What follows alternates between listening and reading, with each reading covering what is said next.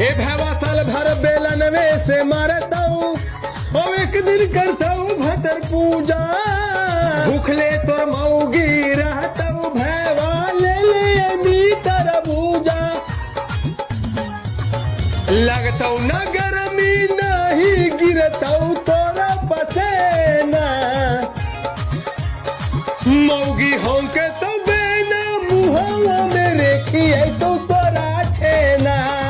भतर पूजा करेला साली न लमी फेंकी के मार तो मऊगी बेलाना। ठीक चलो। पंखा तो छोड़ दिए। पंखा लेवे नहीं की। ये वाला पंखा? हाँ। अरे पागल उगल तुम्हें क्या पूरा देहाती रह जाएगी क्या? देहाती के मतलब कुछ।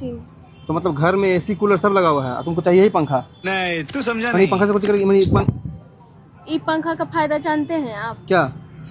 ये पंखा जो है ना, हाँ। ये बार पूजा के दिन बार को ऐसे हौकल जाता है। हाँ। और उसके बाद भी इसको बार के ऐसे हौकल जाता है। दो फायदा होगा। ये भगवान क्या जुल्म है। चोरी समझ रहा था। कितना में है भैया? हरी मिला हमारा